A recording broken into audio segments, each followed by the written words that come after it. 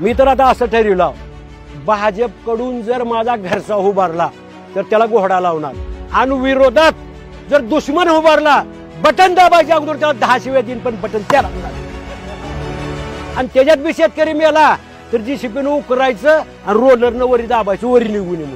सोयाबीनचा भाव होता 5,000 ते 5,500. तेव्हा ह्या पाशा तोंडवाशानं आणि ह्या देवेंद्र्यानं चलो नागपूर पायी दिंडी, सोयाबीनला 7,000 भाव द्या, शेतकऱ्याचं कर्ज माफ करा. आज सगळ्या वस्तूचे भाव दुप्पट ते तिप्पट झाले. डिझेल घ्या, पेट्रोल घ्या, गॅस घ्या, खताचा भाव काय होता 400, पुन्हा त्याच्यात GST, 400चा भाव आज 1450.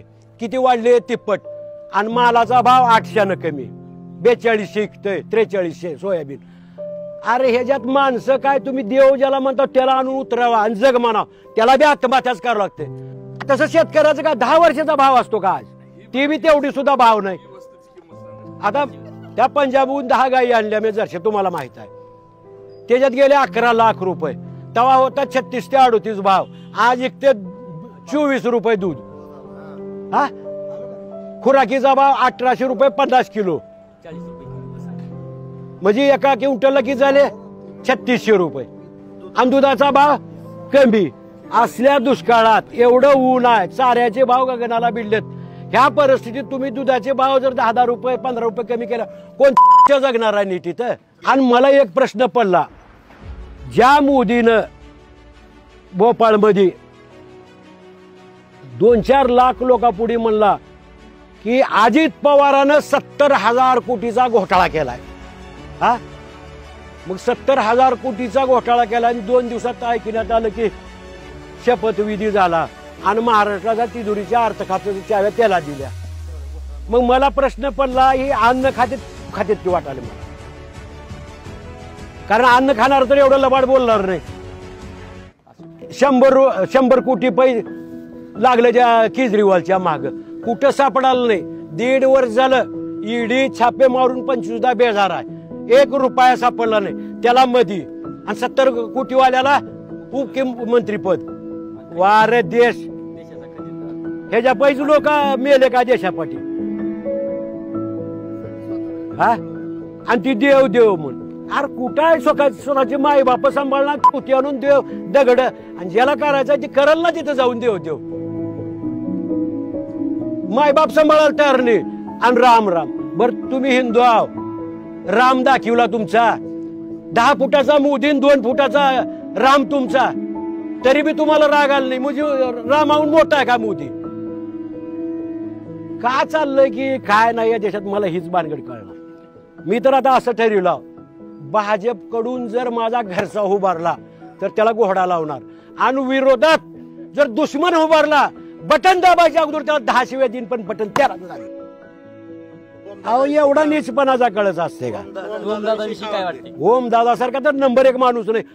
बर ती ओमदादाला तर देईलच, जनता देईल, पण मी काय सांगायला, माझ्या दुश्मनाला मी देईन पण ह्यांना देणार नाही, इतका वैताग आलाय. अहो शेतकरी जगल कसा? आणि जे 2-4 पैसे नोकरदार ती दिमाखाने बोलती ती शेतकरी असेच मग. अरे तुझे 2 महिन्याची पगार नाही होती, तुझी माय रडत बोंबलं तिरतो. आमचे तर 6-6 महिने उसावाचे बिल देत नाही. फडणवीसनं राष्ट्रवादी फुलली, शिवसेना फुलली, ह्याच्याबद्दल काय वाटतंय तुम्हाला? त्यांच्याजवळ माणसंच नाही तर आयतेच घ्यावं लागते. याला 1 बी लेकरू झालं नाही, कुठलं आणते मग? सगळे बाहेरले जाणावं लागते. आणि जे देशात जेवढे पक्ष आहेत त्याच्यातले जेवढे भ्रष्टाचारी बलात्कारी टोटल भाजपमध्ये आले. बाकीचे जे आता राहिलेत ती एकदम प्युअर आहेत. दुधापासून आम्ही तयार करतो, अन्न आम्ही करतो तयार, आणि आम्हाला 2000 द्यायला का आम्ही भिकारी आहोत का? अरे फक्त आम्हाला भाव दे, काहीच देऊ नको, फुकट काहीच द्यायचं नाही.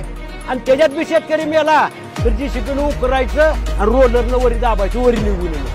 पण आपल्या बापानं पिकवलेली माल आम्ही या देशात जगत असतात. तुमच्या मनावर भाव घेता का नाही? खतं तुमच्या मनावर, औषधं तुमच्या मनावर, मोबाईल तुमच्या मनावर, चष्मा तुमच्या मनावर, चप्पल तुमच्या मनावर. मग का तुमच्या बापानं पिकवला का आमचा माल तुम्ही दिल्लीत बसून भाव काढायला? तर चोदानं जी रॉ मटेरियल आहे खतासारखा भाग, ती तुमचं 400 ते 1400 केला, आणि ज्वारी कद्या 3,000 रुपये. ज्वारीला ही रॉ मटेरियल घालून ज्वारी बनवायचं, ती रॉ मटेरियल चाललंय 3,000 रुपये आणि ज्वारी बी 3,000. कुणाला परवडणार आहे? कच्च्या मालापासून उत्पादन केल्यावर त्याला भाव जास्त पाहिजे का? काहीच नाही. मी मला ह्याच्या पुढलं एक बोलायचं आहे की बाबा या लोकांनी खरा देव कोण आहे हीच ओळखायला नाही. तुम्हाला पटतंय का? बघा मी काय सांगायला, करोनासारखी आपत्ती आली, सगळा हजारो कोटीचे व्यवसाय ठप, देश ठप राहिला. तसं जर फक्त आम्ही शेतकरी जर ठप राहिलो असतो, सकाळी जर आम्ही गाईचं म्हशीचं दूध नाही काढल्यावर तुम्ही काय दूध पेत होतो चहाच्या जागी? हा, आणि आम्ही जर समजा भेंडी गवारी मिरची जर नाही तोडून आणल्यावर काय खात होतो तुम्ही? तुमचे देव तर कुलप लावून होते, शिर्डी इट्टल बालाजी सगळं. आम्ही सकाळी जाऊन आमच्या जीवाची पर्वा न करता, आम्हाला जीवाची भीती नाही का? तरी पण आम्ही दूध काढून आणलो, माळवे तोडून पोच केलो, म्हणून खाल्लो तुम्ही. मग देव कोण आहे? शेतकरी शेतमजूर देव आहे का दगड देव आहे? मोदी नाही, ती देव नाव माणूस म्हणायच्या लायकीचा नाही. एवढा लबाड बोलतोय राव. आजपर्यंतच्या इतिहासात मी इंदिरा गांधीच्या काळापासून आणीबाणी सुद्धा बघितला, कुकडे बिकडे मध्ये घातलेला, पण एवढा लबाड माणूस बघायला नाही. आता ही लोकांना काय वाटतं भाजपचा? मी अजून गडकरीच्या विरोधात एक शब्द बोलला नाही आणि अटलजीच्या एक शब्द आतापर्यंत बोलला नाही. जर कुणी ऐकलं असलं तर इथे कपडे काढतो, बुटाना मारायला चालू करा. काय एवढे लबाड असतंय का? काय बोलतात? अंधभक्ताबद्दल काय बोलायची गरज आहे? ती कायम तशीच राहणार, कारण आयते मिळालेलं असतंय. जेव्हा कष्ट करून खाल्लं त्याला कळतंय काय किंमत असते. आयते का बाळाला लालची लोक, पैसे बिसे काय गुत्तेदारी. आमचा कार्यक्रम तसा नसते, शेतात काम करायचं आणि येऊन बोलायचं. नाही, विषय आता दुसरा नाहीच. कुणी काही राहू, फक्त भाजप सोडून ती त्यांच्या विचाराचे जी 2-3 गेलते त्यांना सोडून कुणाला बी त्यांना तर विषयच नाही. हिंदू संस्कृतीमध्ये आपल्या इथं काय पूजा साधी बी असली तर नवरा बायकोची जोडी लागते हिंदू संस्कृतीमध्ये. आता घरी सुद्धा आपण कार्यक्रम केलो तर जोडी लागते. मग तिथं रामाची प्रतिष्ठा होती समजा, तिथं लागत नाही का? तिथं तर तिन्ही बी रेंडवे होते. मोदी बायको नाही, योगी बायको नाही आणि मोहन बागू या तिघाला बी बायका नाही. मग ती चलते का? आणि इथं सांगायचं घरी पूजा करता जोड लागते मग नवरा बायकोची. बरं, ही मला एका गोष्टीचं वाटतंय की बाबा हिंदूला काय कळतंय का नाही. एक हिंदू म्हणल्यानंतर आता एक तर तुम्हाला रामाला मानावं लागेल, मोदीला. राम देव असून सीतेपायी त्यानं जंगलात फिरला, सीते म्हणून. हा, मग तुम्ही त्याला मानणारा का या मोदीनं बायको सोडून दिलं त्याला मानणारा? म्हणजे एक नक्की कोणतं तर बायको सोडणाऱ्याला धरायचा आहे का ज्या देवानं सीते पण येणला त्याला मानायचा तुम्हाला?